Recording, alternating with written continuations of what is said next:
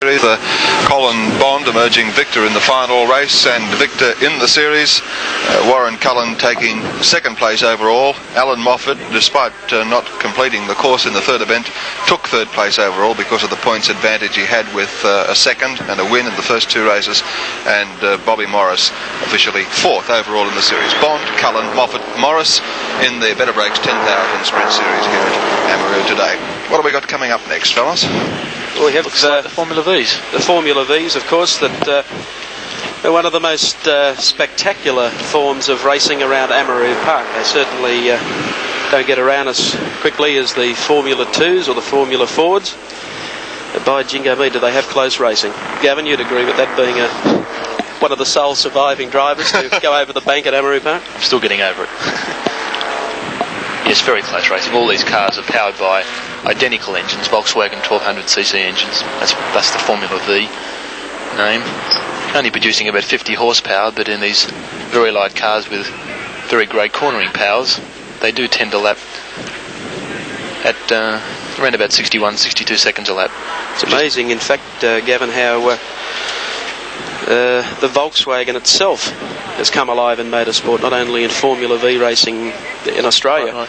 Of course, the Super V series, the USAC Mini Indy series in the United States that Jeff Brabham is campaigning in at the moment, carries tremendous prize money. Even looking at the Speedway, the speed cars have been revolutionised by the Volkswagen motor. Right. So the Volkswagen, of course, caught on in Australia, the car, the Beetle, like wildfire, and then some 10, 12 years later we see the motor being used extensively in many forms of motorsport. That's Mark Laverick. His third season of Formula V racing. Only in his mid-20s. And Dennis Riley next to him, a vastly more experienced driver who was very competitive in Formula Vs in the early 70s, then had a fairly long retirement and is now back in the cockpit in his first season of racing for quite some years. Gavin, they look an extremely interesting car to drive. It would seem to me, with the long snake train as you have, with them driving in and drafting and so forth, is a driver aware of the fact that at all times that he's travelling at top speed and would just like to go faster, or is it hair-raising enough at the speed that you're going? It's fairly hair-raising, but the cars are so low powered that you often do get frustrated. You go up the straight willing the thing to go faster with your foot absolutely buried on the accelerator. I've actually bent my accelerator pedal pushing it so hard, trying to get the last little ounce of power out of it. And one of the most frustrating things about it is there's so much slipstreaming in Formula V, you can practically do nothing when someone slipstreams by you up the straight. Counting down from 10 seconds to the start. You'll see that in the race. And away they go, one very slow off the grid in the third row, but watch the charges and the barges as they...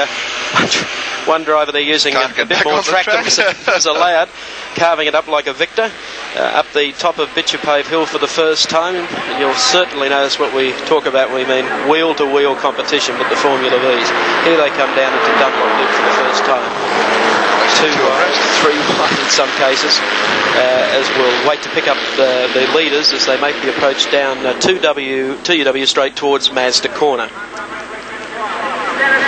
This is the fastest part of the circuit for Formula V's around that corner there. They're doing, not at the moment, seeing they've just done their standing lap, but on a flying lap they'll be doing about 95, 100 miles an hour. Oh, I knew there was one coming, and here it Peter comes. Houston spun. He's lucky he didn't collect more there. Go! What's a push? Yes, I hope the corner official obliges him rather smartly, because the rest of the field have already gone off Rothman's corner, now approaching Ron Hodson and onto the straightaway as we pick up the leaders. Laverick leading Riley. Mark Laverick in the Renmax. You can see what I mean about slipstreaming. Dennis Riley more than likely will slipstream past him. He was in the slipstream, out he goes. There's nothing at all Mark Laverick can do about it. As a matter of fact, he's going to lose 2 places. It's a frustrating thing about it. Cars are low powered, and the slipstreaming effect is just quite incredible in this. There's nothing more frustrating than having done everything right and being overtaken up the straight. Yes, everyone running identical motors, identical horsepower. Exactly. Yes, it's certainly, a lot of it does come into, well, the majority of it, I guess, into slipstreaming in races such as this. And here we go for another challenge for the lead, number 18. It's a good move by Laverick too. Oop.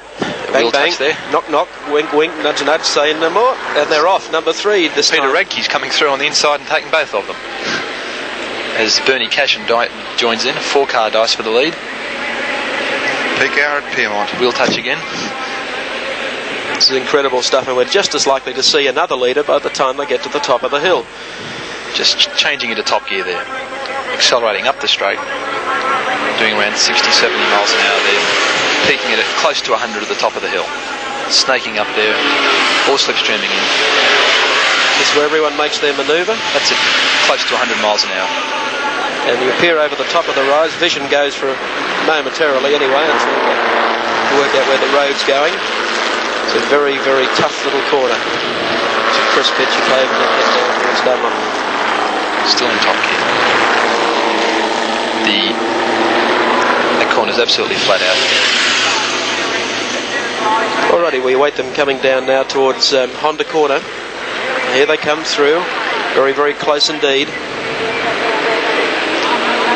Mark Laverick in front, yes, from Peter Radke, Dennis Riley, and Bernie Cashin in 4th spot at the present time. And Paul McDonald, and I think it's Bill Christie attached on now. We've got six drivers vying for first place. Not a great deal separating the leaders as they really use the full width of the racetrack, close up, and then get ready for the slingshot at the top of the hill.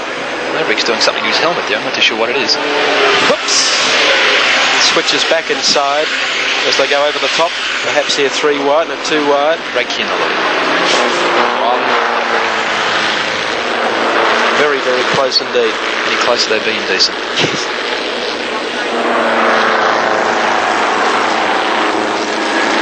Someone's lost their bodywork. That looks... I think it's Bill Christie. Yes, it is Bill Christie having a comeback run. His first run in about 9 months. And he's lost the coach work. Lost all his bodywork, so he's getting a nice little draft as he goes along. Once again, the dice back with the leaders. A little more slipstreaming, and another challenge to come out here shortly. Extremely important corner, that one. Got to get out of it very quickly and accelerate out of it hard so you run up the straights fast. Peter Radke is still the leader, but at no time has he had this sewn up. There's plenty of challenges yet to come. Coming up the hill, 45. That's Riley. That's slipstream. Shakes his fist. Get off! I think he touched them. It's rather a weird sensation going up the straight at 90 miles an hour or something, and a ping on the back. You can feel it. Touch. Obviously, that's what the driver felt then. Well, it's certainly great training for driving on the Sydney roads. There's the naked car of Bill Christie.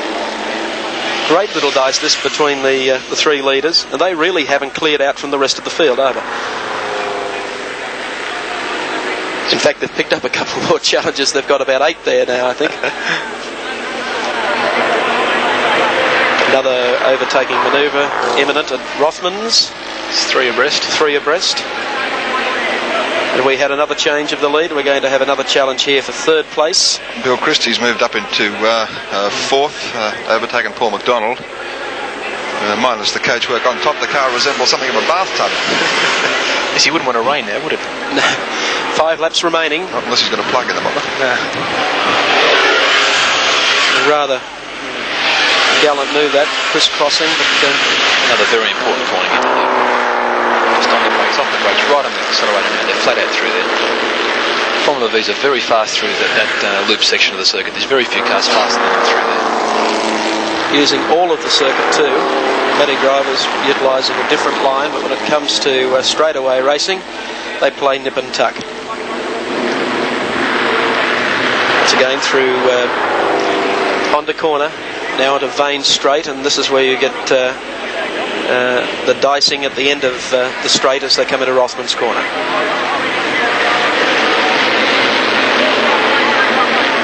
All of them absolutely flat out in whatever gear they're using at whatever part of the circuit they're on. Christie still in 4th.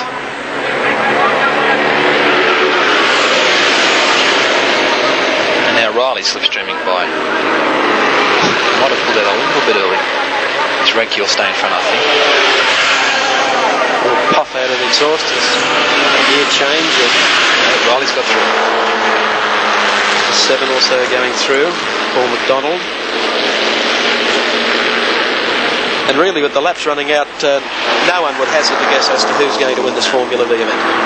Paul McDonald in 6th place gives his chances. Peter Radke in 1st. This race sponsored by TUW. My goodness, here's a challenge. It's Christie going down in the naked car. Excuse me, boys, make way, and they did.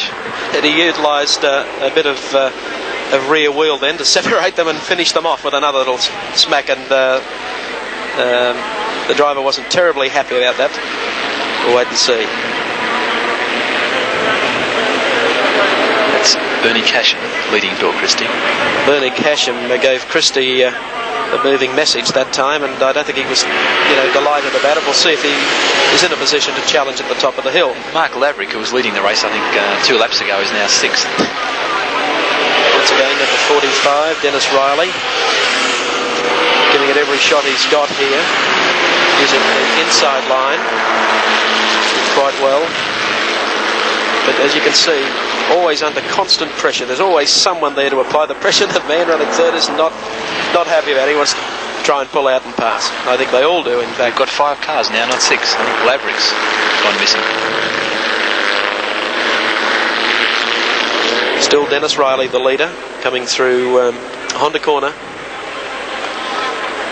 Peter Radke is there, right on his tail, and then yet another challenge to come. Hard on the brakes there.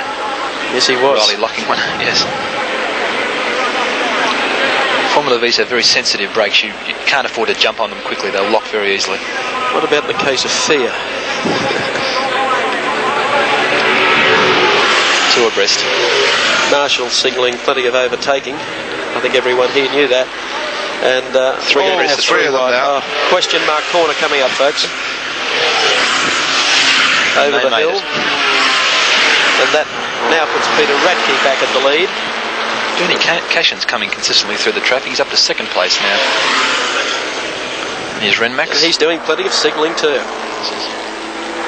Either that or the throttle's jammed open. He's just trying to tell everyone.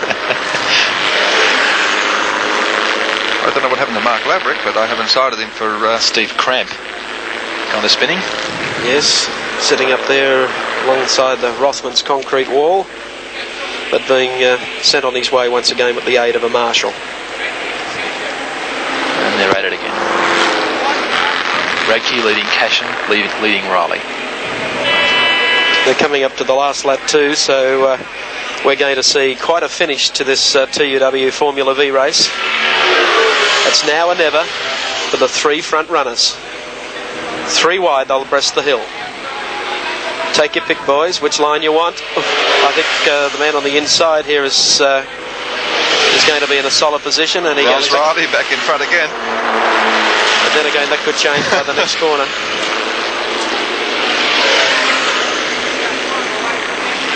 They really are an incredible form of motorsport. There's so much overtaking. Riley's got to drive absolute centre now. He's got to go in there tight so no one can come underneath. Keep his eye on him the whole way. Got to estimate what Bernie Cashin behind is going to do. Riley will stay in tight here because Cashin, the only way he can get by him really is outbraking on the inside, which is what he's trying. Riley closes the gap and should go on to win the race. Radke looks like he might get by Cashin for 2nd. Oh, this will be an interesting corner, boys. Neither will give way. No. But he did, and Radke's going to come home for 2nd with Dennis Riley winning the hard stopper. And no one knew in the 1st, 2nd, 3rd, or even in the 10th lap who was going to win. Another interesting Formula V race, the TUW Series race here at Amaroo Park this afternoon. Full marks to Dennis Riley. He played a percentage game. He looks quite happy, doesn't he? Yes, doesn't he? 10 laps and the lead must have changed at least 15 times. Peter Radke, I think, finished in 2nd, Gavin. I think so. I don't know whether Peter Radke, sure whether he finished in 2nd or 5th in those races, but I think Radke did get 2nd place. And 3rd, Radke 2nd, Bernie Cashin in 3rd place, followed by car 7, Paul McDonald and Bill Christie. And Bill Christie in number 9. Probably a bit cool now, I'd suspect. Yes, well, I think everyone at home would have enjoyed that. It was a very, very interesting and very, very close TUW Formula V race. We have more interesting and exciting racing coming your way when we return to Amaroo Park.